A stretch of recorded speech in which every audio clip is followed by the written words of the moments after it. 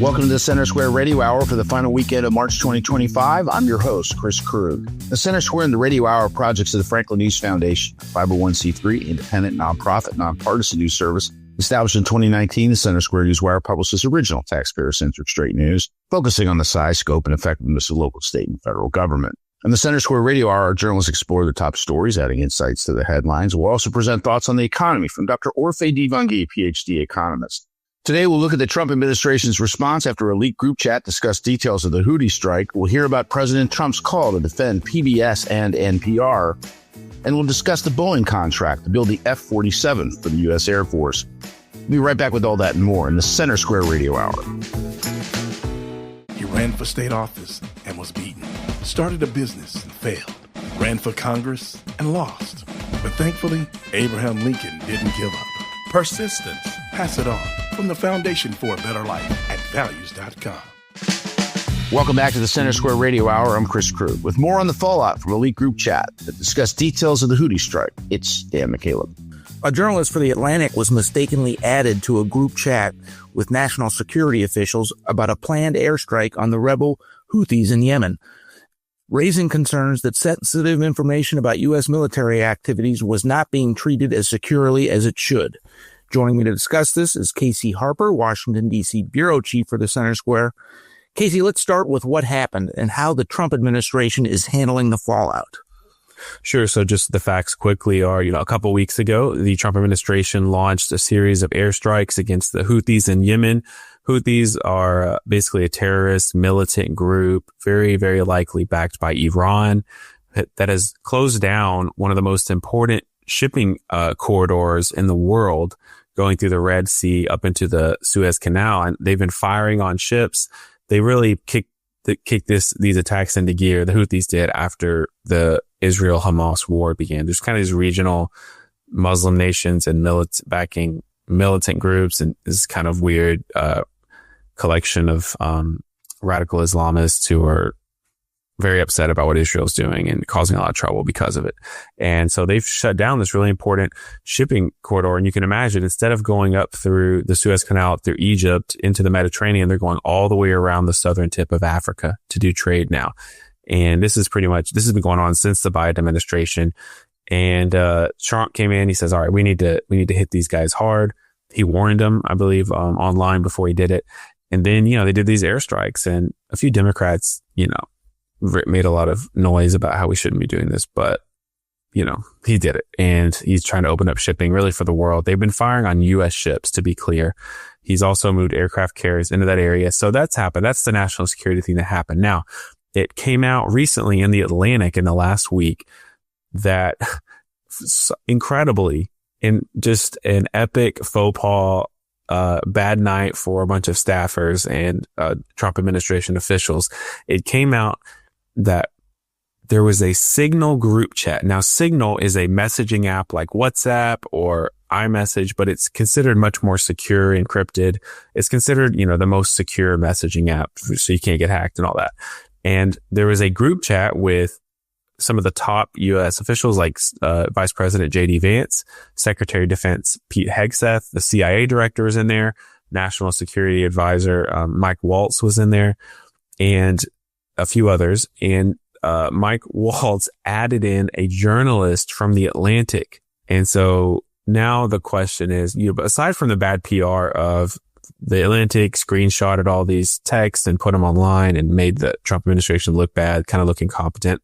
The other question is now, was there classified information shared in that chat, which is really not an approved channel normally for classified information? Should there be an investigation? Kash Patel, the FBI director, is facing pressure. Trump has had to respond. Pete Hegseth, Waltz are under a lot of scrutiny, and this has not gone away yet. So those are the effects in what has been, not a great week for the Trump administration. Yeah, and in the chat, just to give a few details, Pete Hegseth was essentially saying this is what's going to happen with these airstrikes on the Houthis. It got out to a private individual who happens to be a journalist at the Atlantic. Now, the Trump administration has downplayed this event, saying no classified information was shared, that it didn't impact the operation over there in Yemen, etc. Is that enough, Casey? That, it's a good question. And I'll read you. Pete Hegseth this week shared his defense on Twitter, because the Atlantic first called these war plans, quote unquote war plans. The Trump administration shared its war plans with me. So in the defense, the Trump administration is trying to pick apart the language and say these weren't war plans. So here's what Hegseth said. So let me get this straight. The Atlantic released the so-called war plans, and those plans include no names, no targets, no locations, no units, no routes, no sources, no methods, and no classified information. I won't use his language, but he said those are some really terrible war plans. This only proves one thing. Jeff Goldberg, that's the Atlantic journalist, has never seen a war plan or an attack plan, as he now calls it, not even close. And so he goes on, but he's basically saying these are not real war plans. So they're trying to downplay how important these messages were. If you read the messages, you can see them online. It's basically a group chat where they're talking about how they're going to hit the Houthis. And there are some details about kind of the equipment, it appears, being used, to do this. But it's not like there's like 100-page, in Hegseth's defense, there's not 100-page PDF that says classified on it with all the names of sources. And, it's not like that. It's not like some big bad document was uncovered, but there definitely was details in here that should not have gone out to the public, should not involve someone who's not approved for classified information. So the Democrats are really using this to squeeze Hegseth. But, politically, Dan, I find it so fascinating that Trump, who's one of the most polarizing political figures of my lifetime, our lifetimes, all the scandals in his administration, all the attacks so far are not on him. He's been pretty disciplined. He's signing executive orders and for the most part been pretty disciplined. It's Hegseth who's getting into trouble. It is, some of his people that work for him that are saying things that are getting them under scrutiny. So I think it's Elon Musk is the one getting a lot of attention, Hegseth. And so politically, it's really interesting that in a way, these are distractions. They slow down the momentum of the Trump administration. But I think in a lot of ways, Trump is able still to retain his mandate because despite these, hiccups for him politically, he himself has not made too many big blunders that have hurt his approval rating. In fact, his approval rating is up, and the Democratic Party's approval rating is down below 30% now and at an all-time low. Well, thankfully, what was shared with this journalist did not compromise the mission, did not put any American soldiers in danger, but they do have to clean this up. Casey, final word? Definitely. Yeah, definitely. And there's a question of whether they broke the law, and I think there's a good chance that they did. Hegseth may have broken the law. Others. Now, the classified law, documents laws are kind of funny because people, I think, break them all the time, but they just kind of don't get investigated. It's very easy to break these laws. And so ultimately, I guess Trump could pardon them or Patel could choose not to investigate. But they are going to have to clean this up. They're going to have to ride out the storm. It may even get to where they have to pardon someone. And I believe that Goldberg said there was actually a CIA officer who's undercover who was in that group chat, but he chose not to reveal that officer's identity. And so there were some real stakes here. Thankfully, it did not derail the attack or cost any American lives.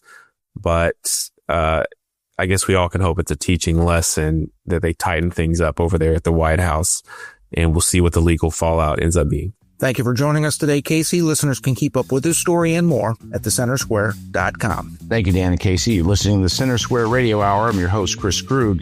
With more on the future of PBS and NPR, it's our Dan McCaleb. President Donald Trump on Thursday called for defunding National Public Radio and Public Broadcasting Service, two national public media outlets that have received federal tax dollars for years. Trump accuses the outlets of longtime liberal bias. Joining me to discuss this today is Casey Harper, Washington, D.C. Bureau Chief for the Center Square.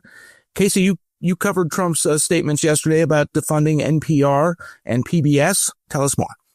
Sure. So in the DOGE era of the Trump administration, where we're seeing, for instance, HHS is firing about 10,000 employees.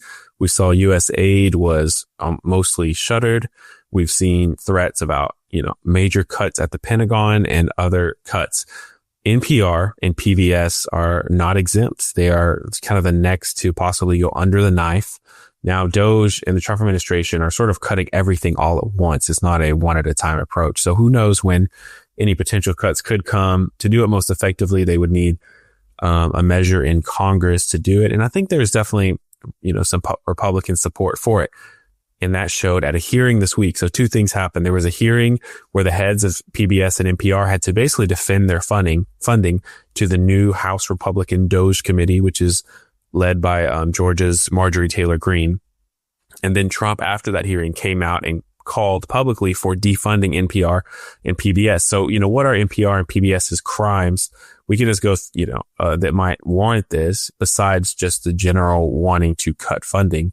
Well, Marjorie Taylor Greene laid many of them out at the hearing. So I'll draw on some of her testimony from this week. But basically, she pointed out, well, one, in the age of the internet, funding for, millions of dollars, actually hundreds of millions of dollars of funding for this kind of thing is not necessary. She said, it was necessary to get information to Americans all around the country before the internet. But now we have the internet, why do we actually need to pay this? Now, it's not like there's going to be a lack of news or a poverty of news online or on the radio or on TV if NPR doesn't exist. That was her first argument. But then she pointed to some of the political bias, particularly against Trump, that, NPR was pretty anti-Trump in their coverage, pretty biased. I think it's pretty well known. She also pointed out that NPR, serves wealthy urban, white people. That was what she said. And it's not like this is, the news station of the minority, minority poor or the rural poor or anyone else. It's the wealthy white elite, radio station. And so why are we funding it to millions of dollars? Then she also honed in on some specific examples. For instance, there was a PBS news show, called Let's Learn. It's targeted for young children, like 8 years old and under. And they had a drag queen read a children's book on that show for children. And it's titled, The Hips on the Drag Queen Go Swish, Swish, Swish, apparently referring to the tassels on the drag queen. And Marjorie Taylor Greene had a giant photo of this drag queen at the hearing, which you can see at thesoonersquare.com. So there's others, PBS had a documentary, Growing Up Trans. And then lastly, before I hand it back to you, Dan, Yuri Berliner, who is a longtime senior editor at NPR, he felt that NPR was going astray, becoming too liberal. And he did some research and he found that in their DC office, they have 87 registered Democrats at NPR. And how many registered Republicans? You guessed it, 0. So, this was a kind of open and shut evidence in his mind. He wrote a public editorial criticizing NPR. And so these examples have been building. And in the DOGE era, you don't even need good reason to get cut. So it'll be interesting to see how much they follow through on this. There is some American support and trust in these institutions, but there's a lot of examples of liberal bias as well, to give Republicans fodder for attack. Bottom line, whether you think NPR and PBS have a strong liberal bias, and there's plenty of evidence that they at least have some liberal bias, the bottom line is, should taxpayers, me, you, federal taxpayers across the country, be funding these media outlets that many criticize do have this left bias, just overall, when the country is in such massive debt? Right. I mean, well, it goes without saying that if we do fund them, that they should represent evenly and fairly the political views of the country, right? So that's why the liberal bias matters. There's plenty of news outlets that have liberal bias, and that is what it is. And of course, many with conservative bias. But if conservative and moderate Americans are paying for something, it should not be contrary to their political views. It should be down the middle and unbiased, right? So that's the first point. And then even if they are unbiased or moderate, should they be taxpayer funded? Yeah, I mean, that is the question. And it's not a small amount of money, Dan. We're talking hundreds of millions of dollars. PBS and NPR's executives, testified before, the lawmakers, of course, and took a lot of hard questions, and of course, the head of NPR has some really concerning comments about basically how truth can get in the way sometimes. And she had to answer for that. But basically they said, hey, this is actually going to hurt the local stations the most. They're the ones who rely on this money. It's not like it all just goes into some big pool, big bank account in DC. It's distributed to local affiliates. So their defense is that there's, local news that needs to, these local stations are going to be the ones that suffer. But, I don't know. It's interesting. Are we post radio? I mean, radio was so important for so long. It's hard to value things like radio, and even, television when everyone is so heavily internet, especially, the younger generation. I mean, I think Gen Z, when you talk to them, they don't have cable and I'm not sure that they listen to the radio a lot. I mean, you get in your car and your phone automatically connects right to your car and you listen to whatever on Apple Music or Spotify that you were listening to. So the relevance of these stations and platforms, while that Marjorie Taylor Greene's point about that did not get the most attention, it might be her strongest point. Thank you for joining us today, Casey. Listeners can keep up with this story and more at thecentersquare.com. A big thanks to Dan and Casey. You're listening to the Center Square Radio Hour. I'm your host, Chris Krug. Back with more on the future of the Air Force as they move to begin production of the F-47. It's Eliana Kernodle. Boeing is going to build the next generation of fighter for the U.S. Air Force. Joining me with more on this story is the Center Square's regional editor, Steve Wilson. Steve, can you tell us more about this Boeing contract and what exactly it is that they'll be building? So what the Air Force is trying to do here is they're trying to replace their air dominance fighter, the F-22, which has been around since 2004. That is what they call a fifth generation airplane. Where that differs from the previous, like the F-15, the F-16, the now retired F-14, those are fourth gen fighters. What this plane did and why it was a revolution, it had stealth. It had what they call sensor fusion. Whereas with the fourth gen planes, if you wanted to look at your radar display, you looked at what is called a multifunction display, and you had that. Then you had the imagery from maybe a targeting pod with an infrared camera. Then you might have another display for your electronic warfare system where you can find out if another plane is tracking you with their radar. And the interesting thing is sensor fusion takes all of that, and the computer in the airplane actually spits it out into one display where the pilot can see, okay, I've been locked onto, there's this airplane coming after me.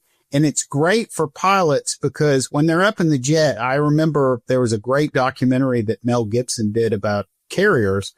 And one of the naval aviators said, you lose half of your brain power when you get in the jet.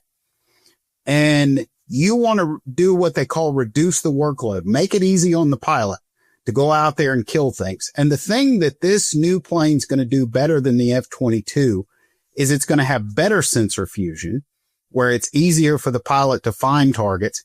It's also going to be a quarterback for what they call UCAVs, which are unmanned combat air vehicles, which can carry more missiles and act as a magazine or even seek out their own targets. Of course, the pilot in the new F-47 will be directing those. So it'll be like an army with maybe an F-47 and maybe 5 or 6 or maybe more drones.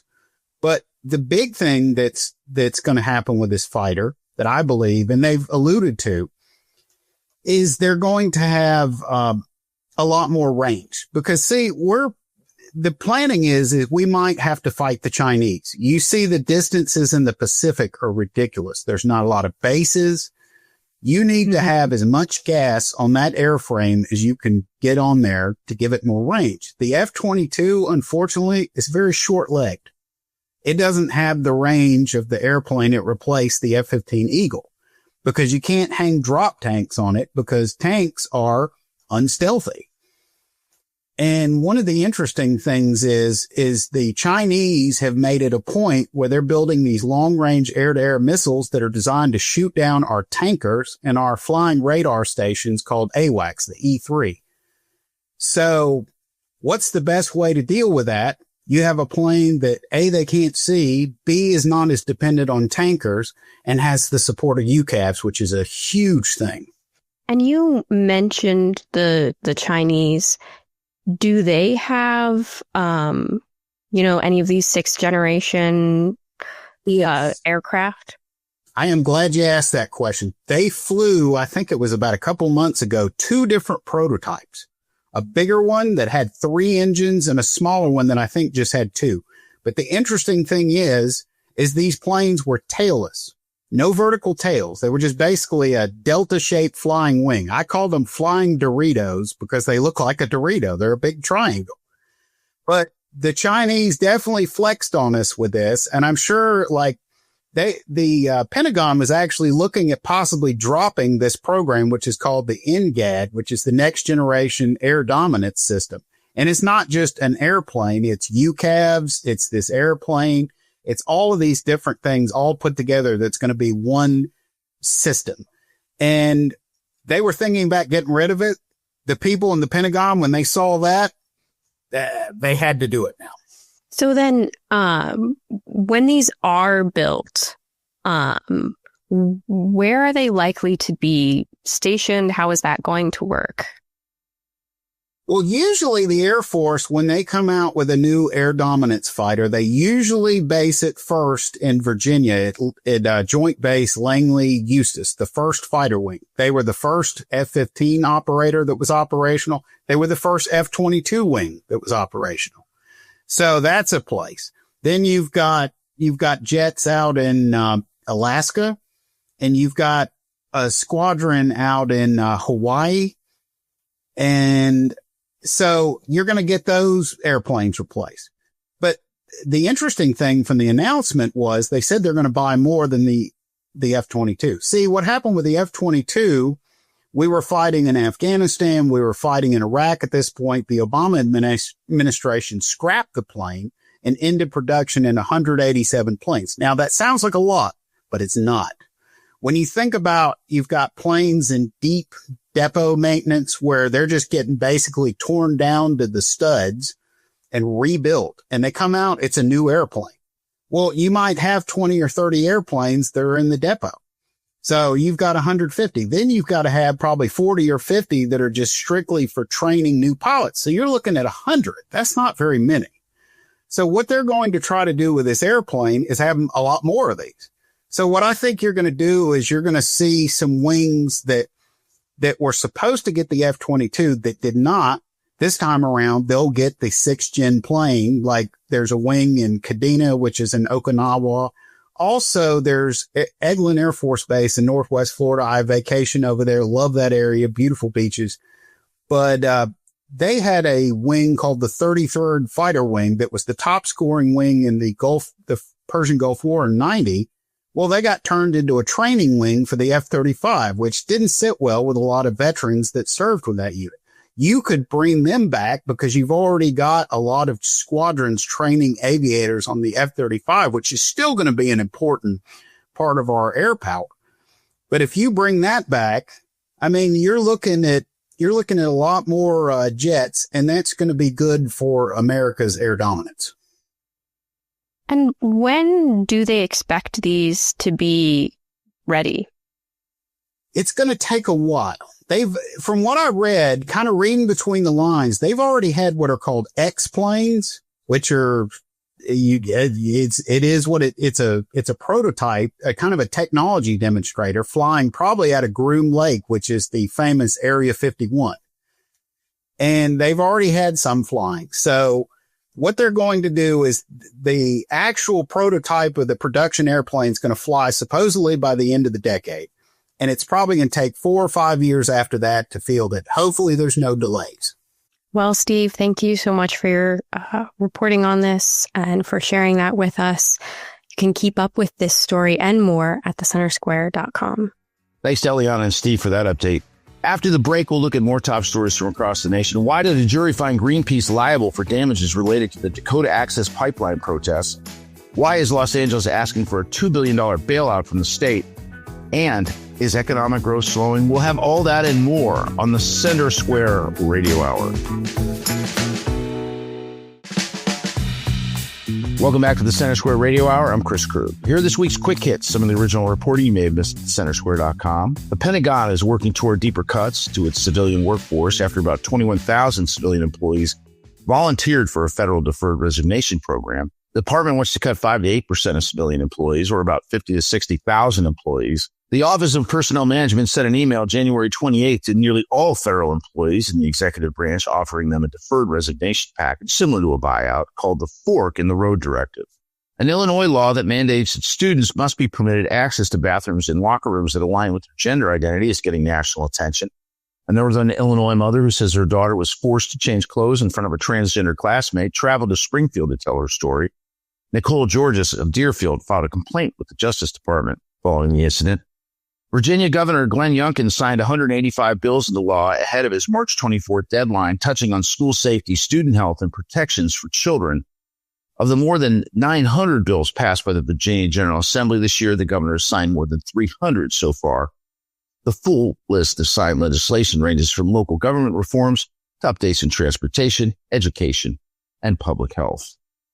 A bill moving through the Washington state legislature would allow lawful permanent residents of foreign nationals who are recipients of the Deferred Action for Childhood Arrivals, or DACA program, to be able to enforce state laws, police officers, and press charges as deputy prosecutors. A move one critic says would enable non-citizens to take away the rights of U.S. citizens. Representative Jenny Graham, a Republican from Spokane, said, quote, "We're talking about a police officer's ability to take away your rights under certain situations.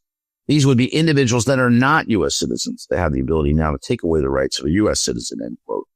Under federal immigration law, foreign nationals who obtain green cards are able to live as permanent residents, own property, and join the U.S. Armed Forces.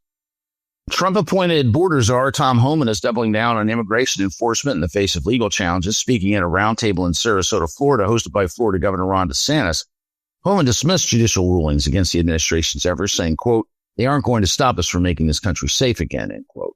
Homan also said that a secure border saves lives, and that data backs up that assertion. The veteran law enforcement official and former Border Patrol agent also said that members of Congress that don't wake up to the realities of enforcing the nation's immigration laws need to leave office via the ballot box, and that voters need to find replacements that will support border enforcement. You can find more on these stories and others like them from across the country at thecentersquare.com. We'll be right back with more on the Center Square Radio Hour. Knowledge is power, and you deserve to know what happens in your state government. That's why the Center Square's reporting zeroes in on state authorities publishing stories that show where your money goes and who spends it. The Center Square gives power to the taxpayer by tracking politicians' use of the people's money and demanding transparency from state-run agencies. This is how the Center Square equips you, the American taxpayer, to hold your state government accountable. Sign up now for your state Center Square newsletter at thecentersquare.com. Welcome back to the Center Square Radio Hour. I'm Chris Krug. With more on the lawsuit against Greenpeace over the Dakota Access Pipeline protest, it's our Eliana Curnow. The North Dakota jury found Greenpeace liable for damages surrounding the Dakota Access Pipeline protests. Joining me with more on this story is the Center Square's reporter, Morgan Sweeney. Morgan, can you tell us a little bit more about this? Who was involved? So it was Energy Transfer, which is the company that's behind the Dakota Access Pipeline, which runs from North Dakota down to Illinois. It was installed in 2016 and 2017, and the environmental advocacy group Greenpeace. And what were they alleging in this lawsuit? So Energy Transfer was alleging that Greenpeace, well, they were involved in some major protests that happened over the pipeline back when it was being installed. And Energy Transfer was alleging that Greenpeace had trespassed, aided and abetted to trespass, interfered with construction equipment, and been involved in defamation. So then what was the verdict from the jury? So the jury was not kind to Greenpeace. It found them liable for close to $700 million in damages. I think it's more around $660 million. So they awarded compensatory damages, which is like paying the company back for profit and things that it lost. And then they also awarded a lot of punitive damages, which is more just to kind of punish Greenpeace, so to speak, for the things that Energy Transfer said that they did. And the lead lawyer for this lawsuit, Trey Cox, he was kind of highlighting the difference between peaceful protests and violence.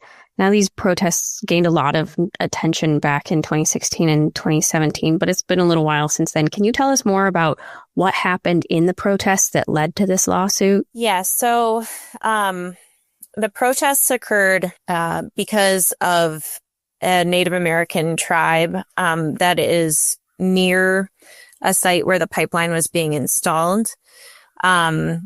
So they're known as the Standing Rock protests. It's the Standing Rock Sioux tribe, and their reservation, like I said, wasn't far from one of the places that the pipeline was going to run through. And the tribe was concerned that the pipeline would leak into the local water supply because it would be running under Lake Oahe, which is a lake that occurs along the Missouri River. And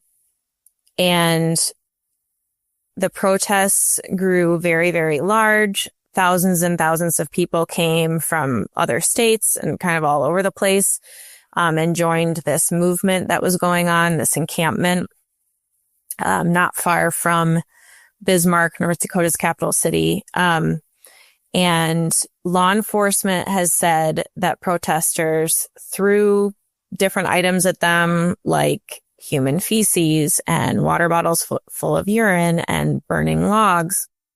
And they used things like fence posts, and that some people had knives and things like that.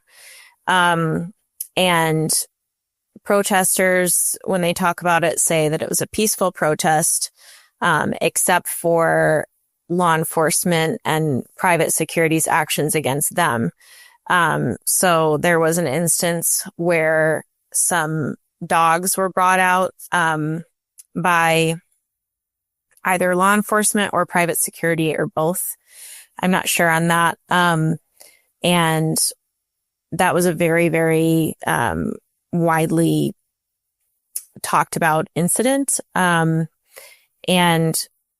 so protesters basically just said that law enforcement used, undue force on them. They also used a water cannon on the crowd in very cold weather, and some other things like that. And so there was a lot of backlash over that.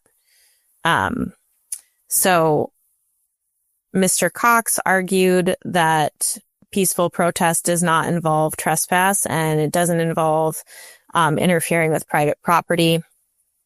And there were protesters who would lock themselves to construction equipment. There's also some protesters who poured sand in engines and cut wires and things like that. And so Mr. Cox was trying to get damages for those things. And so $700 million is no small sum. How will this impact Greenpeace and their work? I think it's kind of unclear at this point. Greenpeace has said things like if they had to pay $300 million or more, it was going to ruin them, basically. Others have said, yeah, this is going to be the ruination of Greenpeace. But they have appealed the jury's verdict. And so I guess it just kind of remains to be seen, what the next lawsuit brings and if it undoes anything that happened in this one. Well, Morgan, thank you for your insights on this story. You can keep up with this story and more at thecentersquare.com. Thank you to Eliana and Morgan. You're listening to the Center Square Radio Hour. I'm your host, Chris Grube. With more on Los Angeles' financial troubles, it's Dave Mason. I'm here with our California reporter, Ken Strupp. And Ken's recently reported on this $2 billion bailout that the city of Los Angeles is requesting from the state of California, which has its own financial problems. Kenneth, what can you tell us about this? Hey, Dave, that's right. This is on top of $2.5 billion that has already been passed by the legislature and approved by the governor. So in total, we're looking at nearly over $4 billion of aid for Los Angeles alone. The issue here isn't that there is spending for disaster-related issues, but rather that this appears to be a bailout for LA's own poor management of its finances and is using the fire as an excuse to try to get money from the state, which in turn is trying to get a bailout from the federal government and the American taxpayer. When we look more closely at some of these programs, we do see some sort of ridiculous issues here. Let's look back first, though, at the $1 billion deficit that the city has. This is all pre-fire issues that we're seeing here. The city controller, Kenneth Mejia, has been talking about this since mid last year. So this is very much a pre-fire problem. The mayor's adopted budget used the most optimistic possible revenue projections as their spending baseline. That money did not come in. On top of that, departments spent significantly more money than was budgeted. And on top of that, there are lawsuit liability payments that have also come in at hundreds of millions of dollars more than expected. So all in all, this leaves the city with about $1 billion shortfall. This predated the fires, and the actual amount of money that is being requested from the state seems to reflect that there hasn't been a huge amount of revenue loss anticipated for just the city government itself. I believe there's only $38 million requested for replacing lost revenue. The rest of that bailout goes towards a lot of interesting things.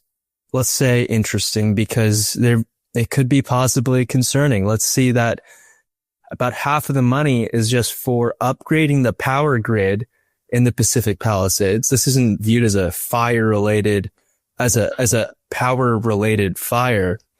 But is this really the right time to do this? Who knows? There are some other spending in that package for upgrading the city's traffic light smart grid to manage traffic flows. Not really sure if that's fire related. There's about $600 million, I believe, for just maintaining live payouts for city lawsuits that they've lost and keeping the lights on for city services. Included in that $638 million is, again, $200 million for those lawsuits, $150 million for just reaching statutorily required reserves for the budget at the start of each year. There's another $250 million for street, sidewalk, and street light improvements. Do you think it's likely that they will get this money from the state, or does it seem likely? What's been the state's response so far? Given that the mayor herself came and that there's a letter signed by, I believe, all of the members of the Los Angeles delegation to the state assembly, probably most of it's going to pass. This is a state with a $323 billion budget. This is just pocket change for them. So what else can you tell us about this, Kenneth? There is some interesting provisions here that do raise some eyebrows. Number one is there's a $75.5 million request for the California Governor's Office of Emergency Services to expedite processing of FEMA assistance from previous emergencies, including COVID-19. What that's telling us is that we have lots of more money available for disaster-related issues that we can't unlock because there's too much paperwork that has to be filled out. And if this is COVID-19 funding, wasn't that like 5 years ago? So we've been sitting on money already allocated to us that we can't unlock because we don't have enough bureaucrat hours in California, which has the most state employees it's ever had per capita.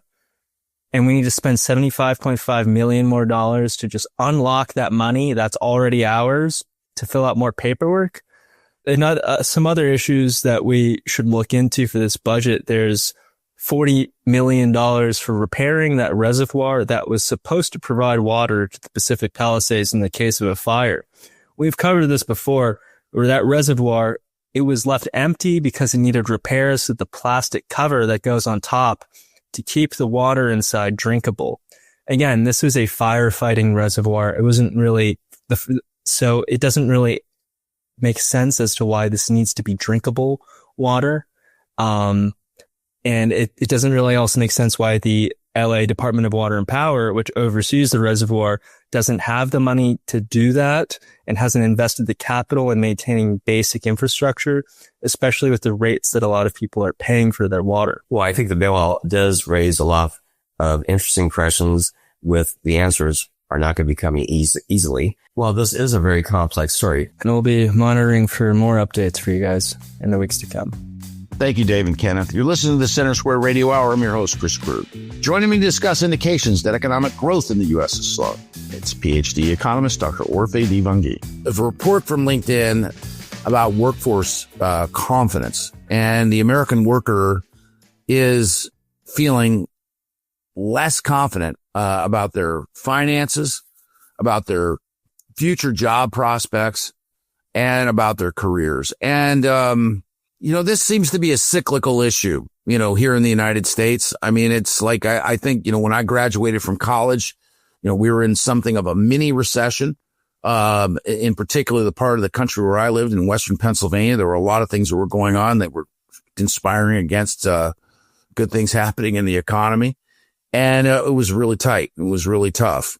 And since then, we've seen loops and swoops in the economy. Yeah. I mean, look, Chris, worker confidence is down. It makes sense. Quit rates are all the way down. They're at a decade low. And that's probably because hiring rates are down. Businesses are not going out to, expanding their operations and hiring workers at a time where there's so much uncertainty about what's going to happen next. And so it's showing up everywhere, right? So you're seeing in the worker confidence, report from LinkedIn, what I love about LinkedIn is they publish this monthly thing, and they have access to all these job applications. Remember, people are actually like on the platform applying for jobs, and they can see the movement of workers. They can see the number of applications. They can see hiring. They can see layoffs in real time. And I think it's amazing. And so when you look at hiring, what you're finding out is that hiring has slowed in most metros, right? It's picked up though in some parts of the country that are doing, relative what there are places like, I'll tell you what. Now let's talk about that. Where is employment sort of still rolling along? Texas, Dallas, Houston. Unbelievable. Like those are, places where you still see a good activity, a good level of activity. I think it's mostly places that people are moving to, places where you're going to have, relatively more affordable housing, more inventory, places that build housing. Population growth is a big part of why, employment is growing in those places. The rest of the country though is slowing fast.